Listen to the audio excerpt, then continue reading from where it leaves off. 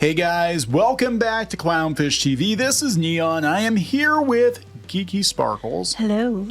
And we're going to talk about Hollywood and DEI. Now, Hollywood is apparently not getting the memo that DEI is kind of on its way out. It's starting to DIE because the Hollywood Reporter just put out a list of all the Hollywood agitators. That's what they're calling them, the agitators for change, who are still on board the DEI train. And a lot of these people, some of them like lost their deals recently. And it's kind of like, I think a lot of these people are kind of being pushed out on some level, which is probably why they're all about DEI. But yeah, it's not going to go out of Hollywood willingly. You're going to have to kind of Kicking and screaming. Yeah, it's going to kick and scream. You're going to have to get some holy water maybe to drive it out. But everything is changing. People are getting tired of it. And even diverse people, the people that are supposed to be helped by DEI, are like, yeah, it's not really helping us very much. It's actually causing problems because now people look at the director or the star of a movie or the makeup or the plot or whatever, and all they see is gender, race, sexual orientation. Which is the opposite of what was supposed to be happening. You know what I mean? Yes. It was the opposite effect of what they wanted. And now people will just be like, even without getting a chance, I'm not going to watch it because, you know, I'm expecting it, especially depending on the studio, like Disney, for example. Oh, it's going to be this, and this. I'm out. Too many lesbians must be woke. That's pretty much, that's pretty much it. Whether it's true or not doesn't matter. That's what I'm it doesn't saying. matter if it's true or not. Yeah. People are doing that. So it had the complete opposite effect of what many thought it was going to do. So let's talk about this. Again, this is coming from the Hollywood Reporter. Before we get to it any further, please subscribe for more pop culture news, views, and rants. Guys, get a woohoo if you do. Woohoo. Yeah, so we've been kind of covering this, that DEI is sort of on its way out, just all across the board in business. And Hollywood, of course, is a little slow. They don't want to get rid of DEI just yet because there are people who I think have built their career on their identity and their politics. And, Hollywood loves politics. So, but other businesses are starting to pivot away from it hard. Like they're really, really, really running away from DEI. But if you look at the movies that have done the best this year, and we just went to go see Beetlejuice on Monday, and I thought it was pretty good. I thought it was okay. Yeah, I think I liked it more than Geeky did.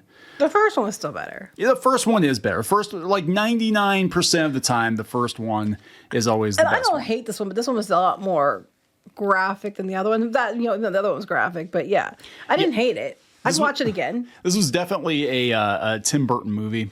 And it feels like the first one, like the studio just kind of reined them in a little bit. But yeah, it was pretty good. Made a lot of money. It made a lot of money. And so did Deadpool and Wolverine. So, the suits in Hollywood are looking at this and they're like, hey, we just give people what they want and we don't do the DEI thing. Maybe we'll get some money. We just put out good movies. If we just make good movies and, and keep, long-time franchises like they are. I mean, don't make drastic changes.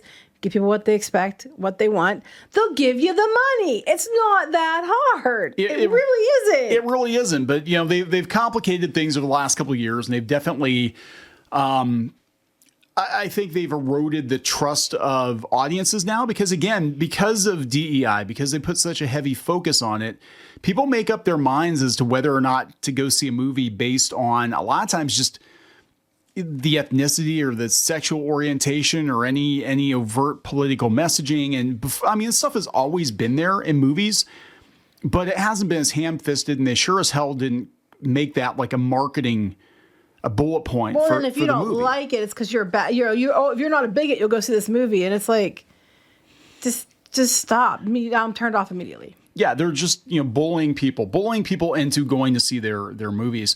So this is, again, this is coming from the Hollywood Reporter. It just dropped today. DEI departments may be closing, so they are admitting that DEI is not really a thing now. But these 40 Hollywood heavyweights are still agitating for change. They're still agitating. So they're like sand. It's coarse. Yeah, it gets everywhere. Gets in your cracks. They're like, what a difference 4 year makes. Back in 2020, companies loudly proclaimed their commitments to DEI via multi-million-dollar pledges, conspicuous hires, exactly, and black squares on Instagram. These moves now have been walked back, to put it mildly. So for those of you who are arguing with us or with anybody saying that DEI is definitely being walked back, that it's not working. Or you said that, yeah, you keep saying, oh, that's not true, that's not true. It's true. Are you going to have activists who are going to try to push activism? Are they going to call it something else? Yeah, probably. But I don't think going forward, it's going to be smart business, especially in this economy, to loudly proclaim the politics of the people involved with the movie, or that, you know what I'm saying? And you look at a lot of the movies that are doing well at the box office, and we're not hearing a lot about the politics of the people involved. Well, here's the thing too. Of course, the people, no, I'm not saying everyone that's listed or mentioned, but there's like 40 some of these people that are mad. Yes, because some of them only have a job because of this. Yes. So of course they're going to scream about it and they want to change it because, when it's based on meritocracy, they may not be there and they know it. And that's the problem.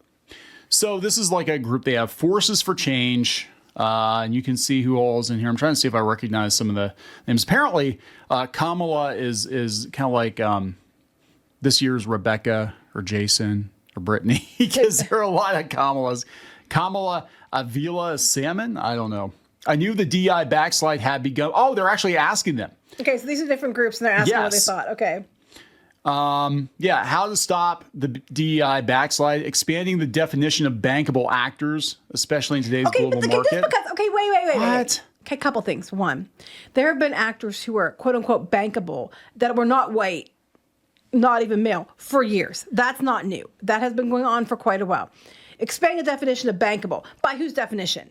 Because here's the thing, by bankable, you're saying that they're actually going to bring money to the box office. Right. And you can expand the definition all you want, but if they're not bringing the money, then they're not bankable. Just because you say they are, doesn't mean that they are. They have to provably be bankable. That's the issue. But beyond that, there have been lots of people who weren't white, straight, or male that have been bankable and brought people in. This is not new. So this is she actually is this is Kamala too. She is a DEI executive. She has full script to screen access, and she's on the Green Light Committee. But yeah, she says, I knew the DEI backslide had begun when woke became a pejorative. Execs once worried about not doing enough to challenge racism. Now they're terrified of offending the other side. No, what's going on is you did it wrong. Is what's going on, because instead of doing it like you just organically started, like, find people that were qualified for positions and then filling the positions with these people, not making it a big deal, and organically putting more diversity in your shows and films. You didn't. You had to announce it with a megaphone. So when the stuff sucked, not because of the people of not being white, straight, or male, but because of your constant ham-fisted bullshit, and you hire a lot of these activist types who don't shut the fuck up, then the audience turns away, because you only can call your audience doesn't like your shit names for so long before they're like, screw you, I'm not buying what you're selling. It's pejorative because you made it that way. This is funny. This is a lot of, it's not funny, haha, but this is a lot of the stuff that we've been saying. It said, I knew the DEI backslide had begun. This is Catherine Busby from Stars. I knew the DEI backslide had begun when 4 top DEI executives lost their jobs during a horrible 10-day stretch in 2023. Is that like Disney and everybody was dumping everybody, Disney dumped their person. Yeah, because it wasn't working. Gloria here, writer-producer of one of the good ones. DEI is performative when companies make announcements for development that never becomes series. John Chu is on the panel here. John M. Chu. Ryan Coogler. Let's see. Yeah, this is interesting. There's a couple. Go back up. There's Disney. Go back up. Disney brand television. Oh, A.O. Davis. My Force for Change producer Ruben Can took me under his wing and empowered me to follow my instincts. Oh, okay. Primos. Moon the new Ariel. That's black now. Moon Girl and Devil Dinosaur. Ava DuVernay, who lost her deal, I believe after, was it the Snyder Cut or Wrinkle in Time? I don't know. Wrinkle in Time was a huge. It was awful. It was awful. Box office failure. I knew the DI backslide had begun. This is Syrian Fletcher Jones. Powerful people started claiming they were victims of cancel culture rather than people who never had voices in media pop culture in the first place. Oh, for fuck's sake. Dean Cain. Let's see here. Let's find some other ones. I can't pronounce their name. Taraji Henson. Color Purple Star. How do you define DEI? Definitely earned it. Oh my God. Well, I think if people did earn it, they have the right to have the position. Absolutely. But the thing is, a lot of it, and the thing is, I think some of the times that's getting caught up are people who did earn it. But because these studios and because these DEI executives they have to like find problems to keep their job, and they're constantly attacking the audience, and they're constantly just like making a big show of everything they do. Like, it's not like I just hired these people because they were qualified for the job. It was because we have to have more diversity and checkboxes. We hired these people. And we're making the movie about this because it's just the right thing to do because of the bigots. And then everybody's like, I'm out. I don't want to watch it. Like the Haunted Mansion movie, for example. That was a prime example because a lot of people watched it after the fact and they said, yeah, it was pretty good when I actually watched it. But they didn't go initially because they thought it was going to be all DEI stuff. And it wasn't. It really, really wasn't. It was like organic diversity. And yes, New Orleans has a lot of black people, so the cast had a lot of black people in it. But the cast was pretty much, you start breaking it down, there was just as many white people as there were black people in that cast. Okay? There were. Actually, there might be more white people than black people in that cast. People were having a shit fit. Because it wasn't about, quotas. It was actually just about a good movie that happened to have characters that were this, that, and the other. And, again, to go back to the 80s, 90s, like we didn't break things down the way that we do now. And it's actually, DEI has actually caused a lot of problems for people because back then it was like, hey, we're going to put out a new Eddie Murphy movie or a new Jackie Chan movie or, you know what I'm saying? And like people didn't really call attention to Oprah. I mean, yeah, everybody goes on about Oprah and, she's a voice for change and all that. But like she was the biggest talk show host for years. I got one for you. Before we watched Beetlejuice. There was an issue, so we had to watch lots and lots of the reels and commercials. We had to watch the Indeed commercial twice. Yes. About diverse voices, and it was all about we give all these different people that aren't white, straight, or male all this money to make movies and shows. You're supposed to go watch them because it's the right thing to do. Now, were some of them qualified? I'm sure. Were all of them qualified? Probably not. But they got it because, they hit the right checkbox. So Indeed to be like, and then also you have to watch it on the screen, all this like commercial about it. And then people are watching that and they're just like, oh, here we go again. Because it's more ham-fisted bullshit. And people are just like, well, why didn't you just say we gave a bunch of people money to make these shows and they just happened to be, had good ideas and we gave them money? No, it's because they're diverse and underrepresented. Yeah, it was. I was like, it was really ham-fisted. And again, this causes more division and issues because the people you're trying to get on board with this stuff, like you're actively chasing them off. It's off-putting. My thing is like, you just do it and you make sure that if you're going to have, diverse stories, diverse storytelling, whatever, that you're not like putting a damn spotlight on. And that's what they're doing. They're like, look at us, everybody. We've got our own lesbians making movies for lesbians. And if you don't go see it, straight men, there's something wrong with you. You're a terrible person. You're a terrible person. And that it was like, I was like, oh, for heaven's sakes. This is funny though, because this is true. We talked about this with Disney. DEI is performative when they've got women and minorities all over Instagram and none in their C-suite. Yeah, but some of these DEI people were in the C-suite. Yeah, well, that's true. And some of them got gone because they couldn't hack the job, right? Yeah, so this is who is this? Nisha, I'm not even from Netflix. I'm not going to pronounce her name because I'm going to mangle it. DEI is performative when there's no investment in making, distributing, and marketing multicultural storytelling. Okay, they tried. Says Netflix. They tried. And what happened? At the end of the day, the audience decides, right? I mean, I think you should give people an opportunity to basically equal opportunity to get their stuff to market or whatever. But like, I don't think anybody should be able to cut line. I don't think that if people reject something just because they don't like it or just because it is diverse, but it's not very good, that there should be a campaign to call them bigots. See also The Acolyte, because it just leads to more backlash. And, but Hollywood's not going to give up on this, right? They're absolutely not, because again, we have people that their careers the one person that, at the very beginning, that was a DEI officer. Their entire career depends on whether or not, companies support DEI. How many of these are there? There's a lot. There is 42? 42. Oh my God. Okay. Define DEI. Oh my God. Donald. Everyone's included. Donald. Oh, as we guess they're talking about. I can guess. I can guess it's the orange one. Elliot Page. Oh God. But I don't think there's any quotes. It's okay. It's okay Jordan when it's Peele. Elliot Page, as long as you're going to explain why you lied about Chris Pratt, try to get him canceled. Where's the Yeah. Where's the win in that? Taika Waititi. Taika Waititi's not getting a lot of phone calls these days either. And I think That's because the stuff isn't done well. I think if if you get a chance and you blow it, it's like I definitely don't want Taika Waititi doing Akira, right? I think Taika Waititi's good when it comes to comedy, but I don't know. It goes on and on and on. There's like 42 people. Anyway, they're not going to give up. They're not going to give up on this. And look, I'm not telling anybody to be like, hey, yeah, just stop doing Hollywood, guys. Stop, give up. But this feels like their last gasp, because the studios themselves are like, hey, yeah, at the end of the day, we want big box office. And the thing is, they're not mutually exclusive. No, they're not. It's been for years. And I keep saying this. I don't know how many more times I have to say it.